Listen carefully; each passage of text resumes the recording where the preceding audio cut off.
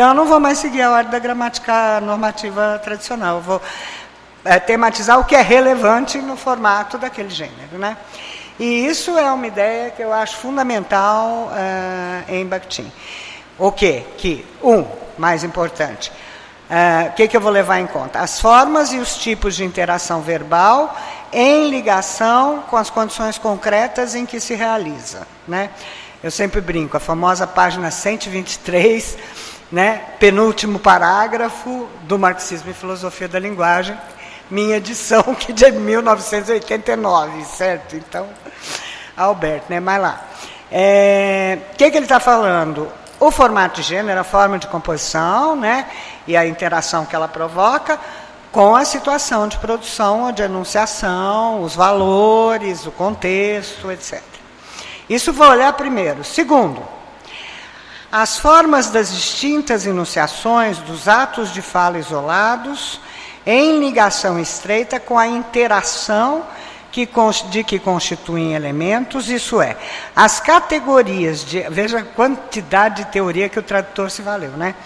As categorias dos atos de fala na vida e na criação ideológica que se prestam a uma determinação pela interação verbal. Como é que eu entendo essa segunda coisa? É algo que não é um gênero inteiro, né, mas são elementos da sua forma de composição, maiores do que as categorias linguísticas especificamente, né? Então, um exemplo clássico que eles discutem no marxismo é o discurso dialogal no romance, né? As falas de personagem dentro e em relação com a fala do tipo de narrador que tiver constituído aí. Eu tenho uma sintaxe textual aí também, a linguística textual desenvolveu muito essa reflexão, né? Mas o que ele está dizendo então? Então, primeiro eu tenho que ver o contexto de situação e o gênero de maneira mais global, como é que funcionam. Depois, esses elementos integradores do gênero, né? Que são estruturantes da forma de composição.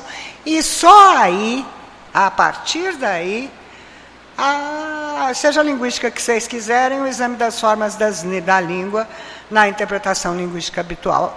E ele ainda diz em seguida, usem a gramática que quiserem. Qual gramática? Interessa. Qualquer gramática, né? Interessa.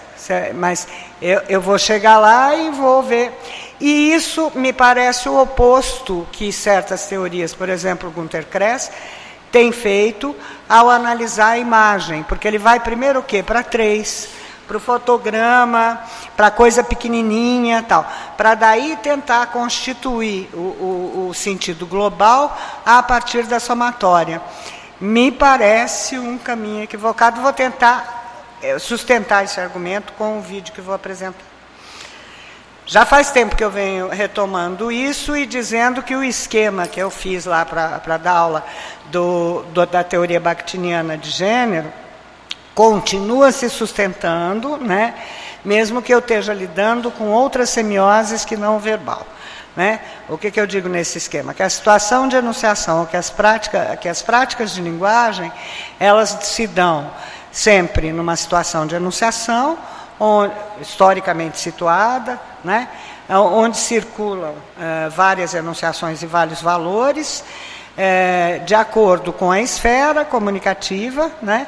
Que variam de esfera comunicativa para esfera comunicativa, ou seja, do jornalístico para o burocrático, para o educacional, etc. Que variam também de acordo com o tempo e lugar históricos, com os próprios participantes e suas relações sociais, né, as hierarquias das trocas comunicativas, e que isso determina, com o tema, nem todo tema é executável em qualquer esfera, nem em qualquer conjunto de relações, né? E que isso tudo depende do conjunto de ideologias, né? De apreciações de valor, que circulam nessa situação comunicativa, né? O que eu estou acrescentando no esquema, simplesmente? Semioses e mídias, né? Porque, embora seja já o formato, eu vou ter diferentes maneiras de apreciar, por exemplo, por meio de imagens em movimento, então, que se considere também o desenvolvimento das mídias nisso, porque o círculo está principalmente pensando a literatura impressa, né? Principalmente, não unicamente, mas principalmente. Então, disso veio o gênero de discurso, por isso ele tem tema, forma composicional e unidades semióticas ou estilo, né? O grupo de Nova Londres usa um termo que me parece bem equivalente a gênero, né? Na sua teorização, que ele chama de available designs, né? America Lantes e Bill Cope, né? Designs de significação disponíveis. Eu acho que o gênero é mais ou menos isso também. E acrescento, então, essa intermediação que o conceito, ou esse enquadre geral, para mim foi mais um enquadre geral, que o conceito de arquitetônica pode trazer a esse funcionamento em outras linguagens, tá? Então, vamos passar a ele, né? Eu gosto muito, acho que é um dos melhores, não vou lembrar a data agora, textos que tem sobre essa questão da arquitetônica, mais esclarecedores, para mim é do Faraco, né? Depois eu olho ali no celular, quando estiver conectada, para ver de que ano que é.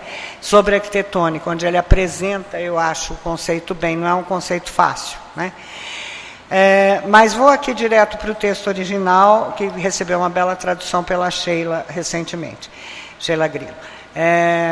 Do Medvedev Bakhtin, 1928. Né? Eles vão dizer que o quê? Que a arquitetônica é a unidade construtiva da obra, ou seja, é da onde eu parto e por onde eu sigo, construindo uma obra. Eu gosto sempre de imaginar uma obra que não seja uma obra verbal, ao contrário desse texto do Medvedev, né? Por exemplo, eu gosto de pensar no Picasso, né? Como é que será que o Picasso, de repente, um dia lá, entortou e chapou a cara da mulher que ele estava pintando, né? Porque era um retrato. Falou, não, e se eu chapasse a cara dessa mulher em 2 dimensões e usasse forma geométrica, né? Ele teve um insight aí que muda a história da arte, né? Que inventa o cubismo. Claro que isso vinha sendo construído, mas eu vejo um pouco a arquitetônica assim, como conjunto de valores do que ele chama o autor-criador, né? Nessa obra, que, é claro, que tem a ver com o diálogo que ele tem com a sua época e o seu contexto, né? Que ele chama, então, de unidade construtiva da obra, né? É uma totalidade interna vinculada à realidade externa valorativa, axiológica, né? Então, está lá o Picasso com sua época e seu conjunto de valores, ainda lutando contra o figurativismo, por incrível que pareça, que abstracionismo já vinha há muito tempo e tal, mas querendo mudar as coisas, não é isso? E achando um procedimento metodológico para fazê-lo, que é o passo 2, né? Procedimento metodológico exotópico, quer dizer, o que ele diz, o autor nesse momento está extraposto a ele mesmo para se ver como público e recepção, né? Que requer, portanto, tal excedente de visão, né? Autor, criador e contemplador, quer dizer, é o autor se colocando no lugar do receptor e pensando como ele vai voltando para o seu lugar e a seus valores que ele quer afirmar, né?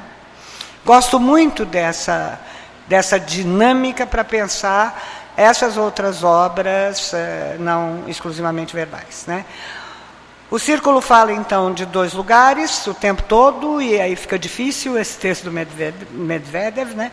Porque é hora do ponto de vista do autor-criador, ou da produção da obra, e hora do ponto de vista da recepção, da compreensão ativa do enunciado. Por quê? Porque para ele está interligado, então é como se ele estivesse olhando 2 pontos ao mesmo tempo, né? Então, portanto, sempre 2 cronotopos, 2 posicionamentos espaço-temporais, o do autor-criador e do contemplador.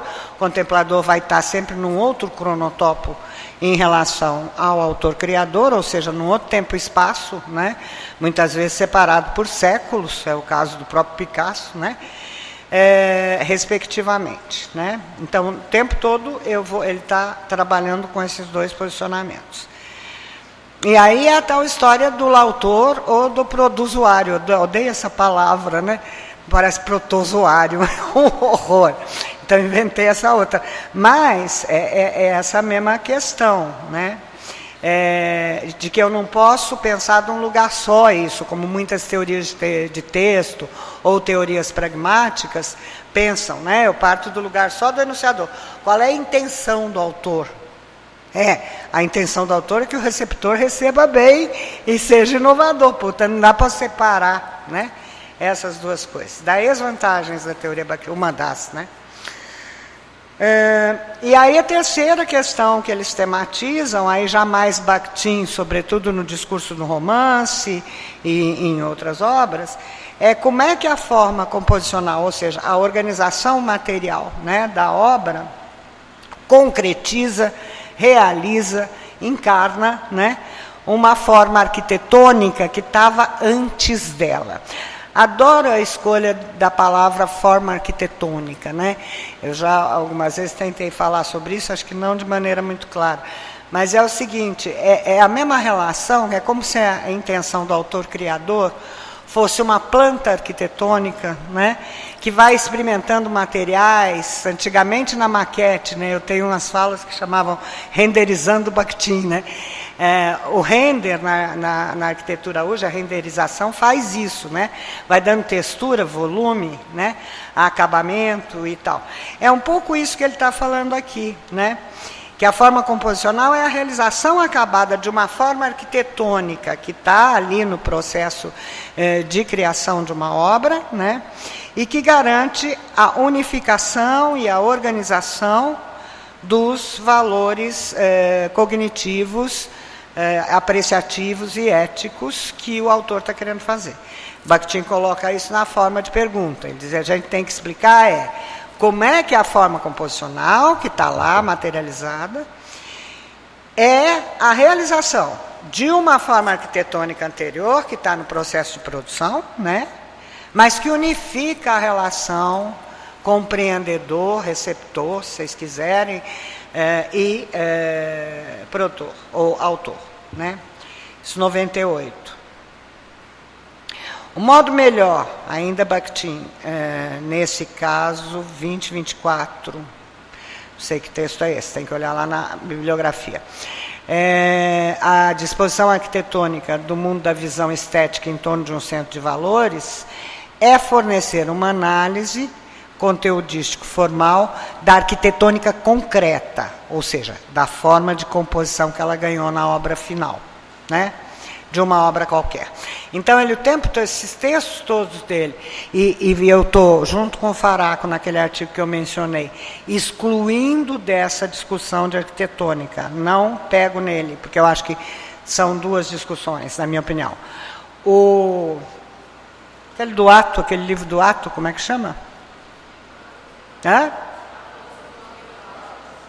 Para uma filosofia do ato. Isso é velhice, viu? Some os nomes próprios todos. Tem letra maiúscula, some. Para uma filosofia do ato. O Faraco exclui, eu acho que muito adequadamente, esse livro da discussão. Porque ele diz, esse livro faz uma discussão mais filosófica, hegeliana, Hegel-Kant e tal, dessa questão, em paralelo, o Círculo estava fazendo, e aqui, no método formal, nessas discussões, o que está em questão é outra coisa, como é que eu posso me apropriar daquilo que eu discuti lá, né, para realizar, e eu concordo com o Faraco, eu acho que quando a gente tenta, e eu fiz, aliás, eu quero agradecer a Rosi, esse avanço na direção Rosineide de Mello, né, que tem publicado, nós publicamos duas coisas juntas, porque a gente pôde fazer esse avanço quando ela estava lá fazendo pós-doc,